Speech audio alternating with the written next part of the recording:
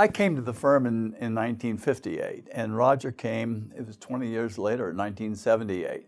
Well, Roger was a real engineer. I'd been trained as an engineer, a mechanical engineer. Roger knew mechanics, but beyond that, Roger was an aeronautical engineer, and he really knew electronics as well, so he far surpassed me. But it was good to have somebody in the house. When I started as an associate, which was in 2008, Roger had already been semi-retired, and so for my first couple of years at the firm, he was something of a myth. And I saw his name on everything. I always heard stories about how this client came to the firm through Roger Lee, and I had an image in my head of this person who was clearly some kind of super lawyer. When I came to the firm, Roger had been here many years, even though we're the same age.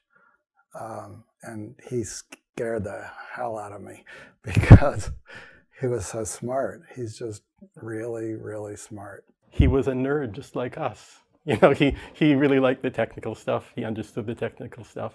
He enjoyed the ideas. He talked our language. I met Roger the day I interviewed with Fish and Richardson back in 1987. He was one of the partners that they had me meet with that day.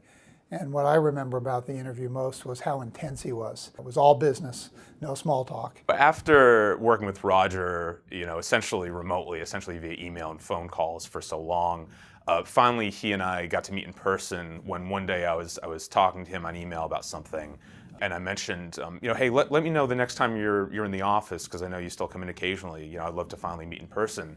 And he emailed me back and said, oh, I'm here right now. September 30th looms. I was a graduate student at MIT, and we designed some hardware stuff, and we were patenting it. And Fish and Richardson assigned us a new person who I assumed at the time must be like their very best person because he was so much better. He was like, super patent lawyer, and that was Roger Lee. He was so instrumental in really my whole intellectual property education. It actually goes back to the first patent, the electrode patent. The examiner came back and said, you need to say exactly how you're going to test this thing. I was like, that just seems crazy, to have to put that into a patent. And Roger was like, nope, this is what we need to do. And at the time I thought, oh, this is just a waste of time, and why are we doing this? Well, as it turns out, that testing spec ended up being instrumental in a trial that we just recently went through, where if we hadn't had that in there, the patent would have been thrown out as invalid. And as a result, it was upheld, and we ended up, the other side was found to be infringing. The other place where Roger made arguably his biggest contributions was as CFO of the firm. What would happen is the firm, as it grew, would not pay close attention to the incomes or to the economics, and Roger would need to get involved to help out. And Roger was good for that role because he really paid attention to the details. People I'm sure have already talked about and will talk about how good Roger was with money, and he was. He was cheap is what he was. He would have meetings with the people in accounting. And at that time, I remember a lot of them were afraid of him because he was a little tough on them. One of the things Roger did was have us keep an inventory of our supplies so that when a partner, an associate, a tech specialist asked for something, we would have to mark it down. So Roger is legendary for being the guy who locked up the office supply closet. And he was infamous for this thing called the writing instrument request form. And the truth is, I'm the one who made that form. What folks forget, perhaps, is that it wasn't just the pens that were locked up. Legal pads were locked up, paper clips were locked up, pencils, everything was under lockdown. So one way we got a little even with Roger is we would, late at night, we would sneak into his office and we would take all his supplies off his desk, all his pens, all his pads. Roger, I think, would deny that he ever gave a specific order to lock up the pens, put the pens on lockdown. But I would remind Roger that, Chris Christie did not give an order to shut down the access lanes to the GW Bridge, and yet those that worked for Chris Christie knew what he wanted. He has a vision, and he knows how to execute it, and he expects you to follow that vision. When I started at the firm, there were Wang word processors, no computer, no internet, and we were lucky that Roger was there as computer technology and the internet became such an integral part of our practices. The one contribution I remember that Roger specifically made was to work closely with Sandy Markson on developing the first macros that were used for practice systems for patent prosecutors. And in those days, we were always well ahead of the competition, and I think that's directly attributable to Roger. Roger made sure we took our adhesive time slips that we hand wrote our times on. He took those and, got us time and billing software. He was the guy who said, you know what, no more of these individual attorney secretary dockets, that we were going to have docketing software. And then last, but certainly in my opinion, the most important was that he got us a network. He got us a network, and he got IBM PS2s on every desktop. We shared an interest in sailing, except Roger did it the old-fashioned way with a friendship sloop, and I was sometimes a stink pot and sometimes sailing, but in the case of sailing, it was way over my head. One of my fondest memories of Roger was a weekend that he and Mark Hebert, Bob Namager, and I went sailing. I had never sailed, and Roger at one time was into his friendship sloop, which is some sort of wooden boat, and he invited Peter Devlin and I up to sail. Roger swore that this boat was safe, that this boat was unsinkable. And we were out there, and it seemed unsinkable, it seemed fine. And we got to a spot where the water got choppy, the wind picked up, and suddenly the boat blew over. The GPS went out. Peter Devlin almost went overboard. We would have lost him. Roger was in a panic because he lost his GPS, and then he finally realized he had to right the boat. But that was the last time I ever went sailing with Roger. I think what was challenging about working for Roger is that he had standards. And if you met those standards, you felt really good about what you were doing, the work you were doing, the people with whom you work. And when you did not meet those standards, you felt stupid. I started at the firm in 1985. I was the 18th lawyer. And for the first year, I really didn't know Roger. But about a year into my stay, 3 days before I was leaving on a long-planned vacation, he stopped in my office with a huge box of documents, said, "You need to review them and tell me what's important in them and do it all before you leave on vacation."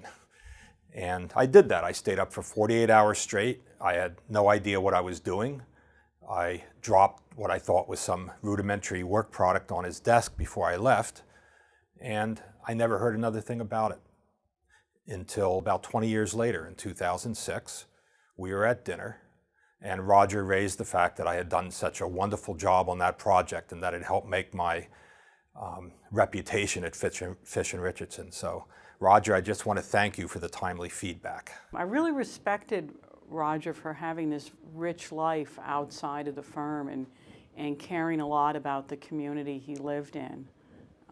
A lot of lawyers, they get really obsessed with their work, and they don't think about the larger community and the environment they're working in. And Roger wasn't like that. I want to thank Roger for coming up to help me harvest Christmas trees when I had a little commercial operation for a number of years. He was the one member of the law firm that I actually got free labor from. When I had my son in 1998, and Roger came to my house on Christmas Eve with gifts for both of us. So that was something I always remembered. I was out of law school, but I had two fairly young children. I had a 7-year-old and an infant. And Roger was going to get married. And not that many people were invited to the wedding from the firm. Very small number, but I was. And I really wanted to go. But I knew that it was a no-children wedding. I had these two young children. I didn't really have anybody to watch them for a long weekend while I went to the wedding with my husband. And somehow or another, Roger divined that this was going to be a problem. And he came to me and said, look, it's a no children wedding, you know, except for immediate family, but why don't you go ahead and bring your children and come to the wedding? Which was just really, really kind. And so we went up to Maine, and the wedding was amazing. I just never forget Roger for that, because he didn't have to do that. It was really wonderful. Every so often, you know, he would jump in with some long email, you know, about some specific point of something I was communicating on with the client to, you know, provide some advice or give some thoughts, you know, so I knew that he was always there in the background, you know, paying attention and watching what I was doing and, you know, being able to offer advice and offer mentorship when necessary, but also, you know, also knew when to stand back, which is also something that I appreciated. He got me involved in a couple of his prosecution clients, and the one that the matter that I remember most vividly to this day is a patent application he had me write and prosecute on a contact lens for a chicken. The greatest similarity between Roger and me was our work style. A lot of people didn't want to be very close to us because we were both overcommitted, and it was a frenzy, and we were filing at the last possible minute. I'm a terrible procrastinator, but Roger was also a procrastinator. Or at least, you know, maybe he was just way overworked. And so things ended up getting done at the last moment anyway, so that encouraged my worst tendencies. We always managed to get everything done, but almost always at the last minute. Roger, it's been great working with you for almost 30 years. And I'm going to miss you, going to miss everything about you, and wish you a long and happy retirement. Hope you get to do lots of traveling, and stay healthy and enjoy. Roger, I just want to wish you the best of luck, and thank you for all the years that we worked together. I hope that you enjoy yourself, that you relax, that you have fun, and that you know that there are all these people you've left behind who think the world of you and admire you. Congratulations, Roger, on a brilliant career and doing so well for us. Maybe since you're always so good at understanding these ideas, maybe it's time for you to think of becoming an engineer yourself.